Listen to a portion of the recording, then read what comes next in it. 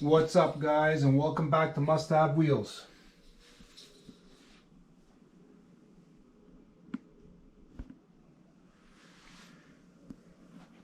Today we're going to be doing something different. We're going to be scaling down a bit. And when I say a bit, I kind of mean a lot.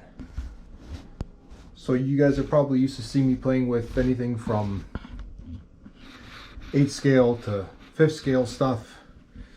But today we're going to be playing with some 1/28 scale mini Z cars from Kyosho.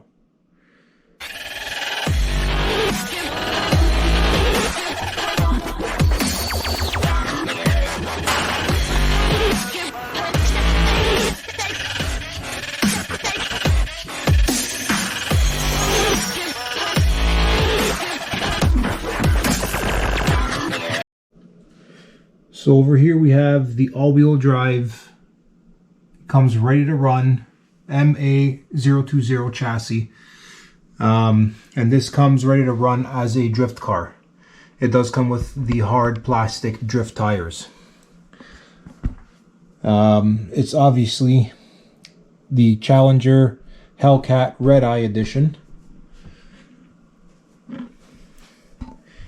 And we switched some things around on here. I got some different tires on there, and I'll show you why in a bit. Over here we got the rear-wheel drive version of the Mini Z, and this comes ready to run as well. It's an MR03 chassis, rear-wheel drive, and this comes as a circuit car out of the box. So you get the softer compound tires, ready to race for track purposes or bashing around, whatever you please. Now the scale detail on these things, guys, is crazy. Like the amount of detail that they jam into these 28 scale fully functional RC cars is beyond me. I mean, at one point it did have two splitters here. You could probably see the holes there where the splitter is missing. Same thing on the other side. It kind of irks me to ruin a nice body like this.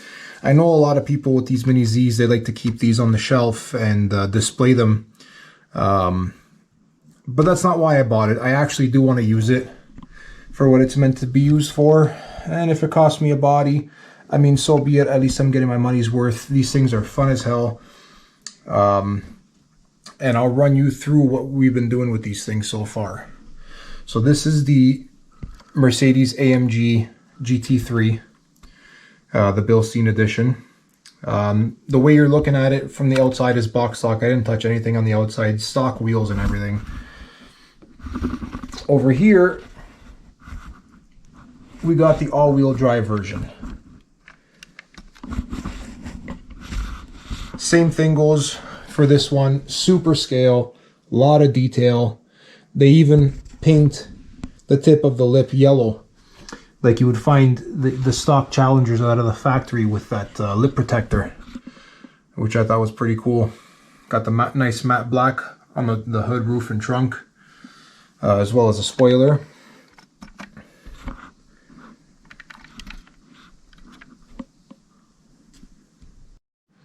So here's the look under the shell. These are hard body plastic shells. And each body comes with its own front bumper mounting plate that you'll see clips into the bottom there. And then it's got the two side tabs, these white plastic tabs, that'll slide in to the sides of the cars. Same thing goes for the two-wheel drive car.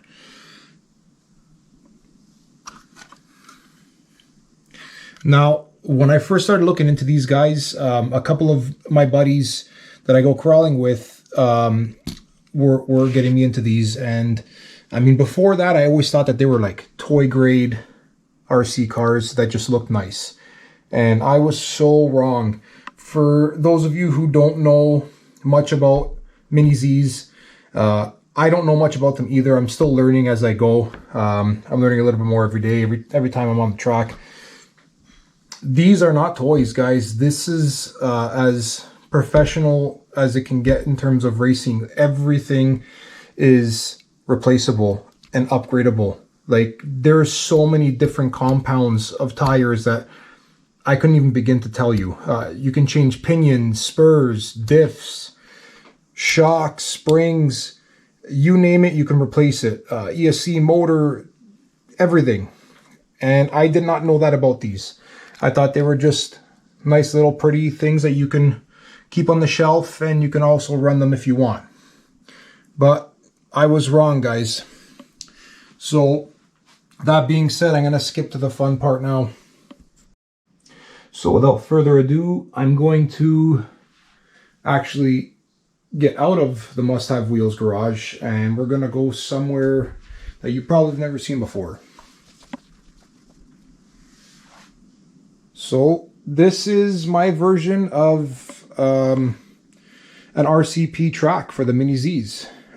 If for those of you who don't know, RCP is probably the biggest company that makes tracks for these little 128 scale cars. It's set up in my basement.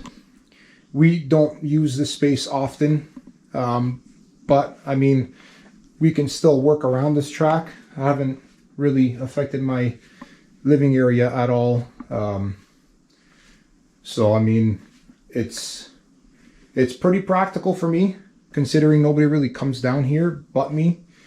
And I figured I got this dead space, let's put it to good use while I'm stuck in the house during this time, you know, with COVID and everything. So many restrictions here in Ontario. Can't really go out and do much, so the local tracks are closed. So I decided to build my own. And for those of you who are interested, if you have been into this Mini Z thing for a while and you were looking at an RCP track, RCP tracks can get expensive really quickly. I mean, the only one worth buying, in my opinion, is the Mini 96. And it's so small. The lanes are so narrow for the money that you're spending. And they're upwards of, you know, $600 in some cases. And that's Canadian, obviously.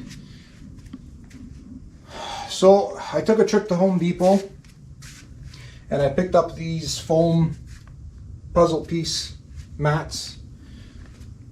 They're 1/2 inch thick.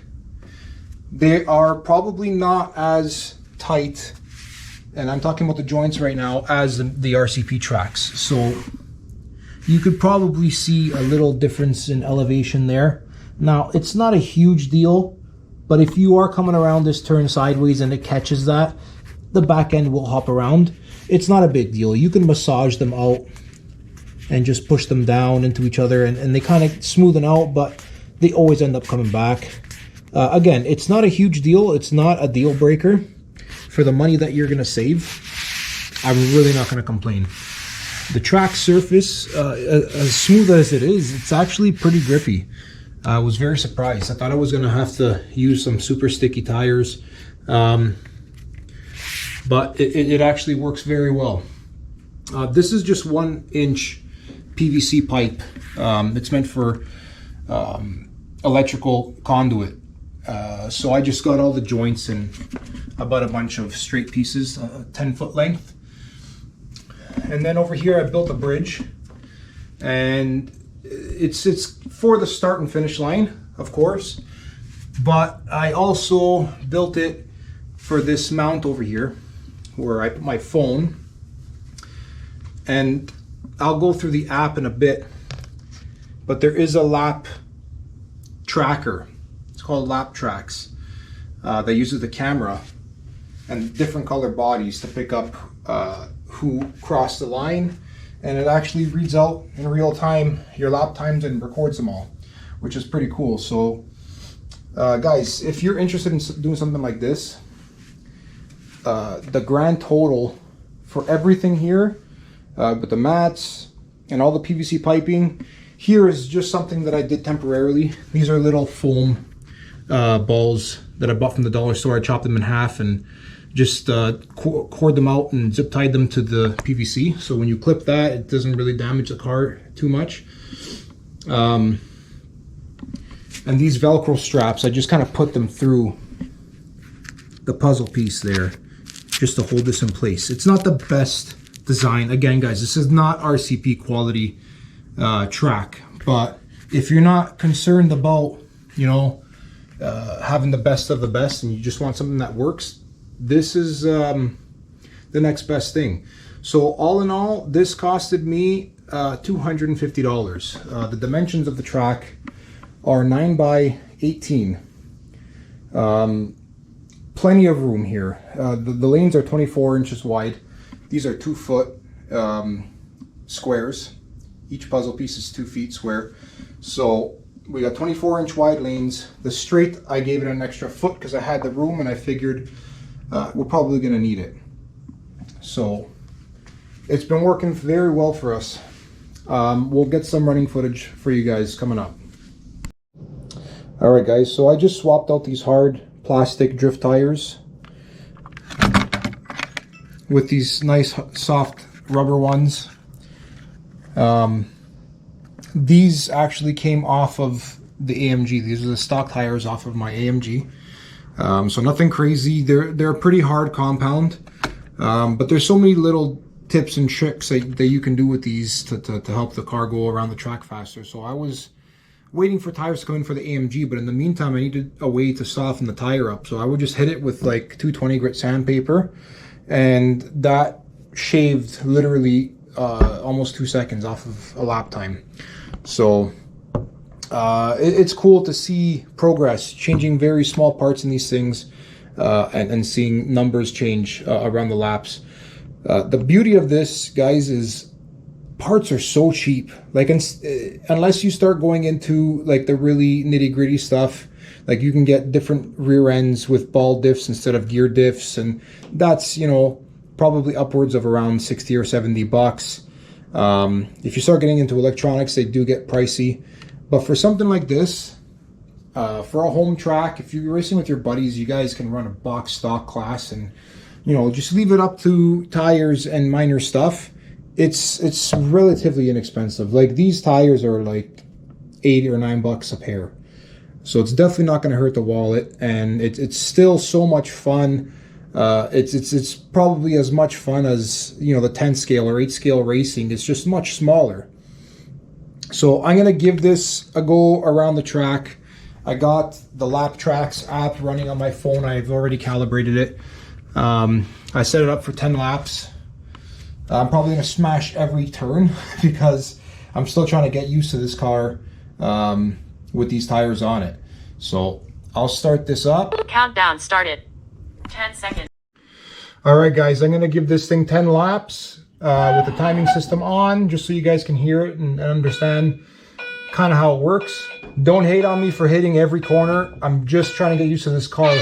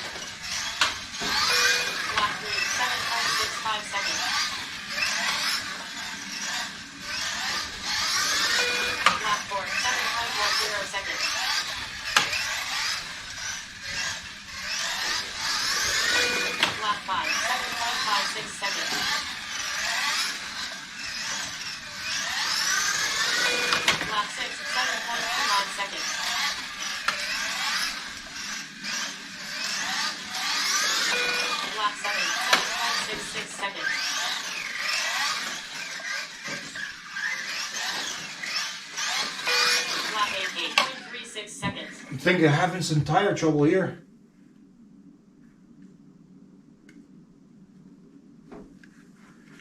Not sure if you're going to pick that up, but this is why you're supposed to tape these tires on. It's actually shifted and it's clipping the body as I'm turning. Unless there's something else wrong that I'm not seeing. But this has happened to me before with this car. I'm just waiting for the tire tape to come in. I did it.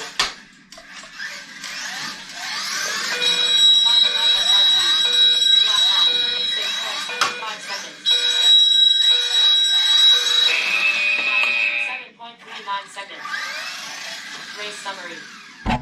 Fastest lap. Lap 2, 7.10 seconds. Slowest lap. Lap 9, 36.75 seconds. Average lap time. 11.87 seconds. So that's pretty much it, guys. That's going to sum up this video. I just wanted to show you guys a quick shot of, what I've been doing to pass my time this winter. I hope you guys enjoyed it. If you have any questions, put them up in the comments below. As always, guys, thanks for watching.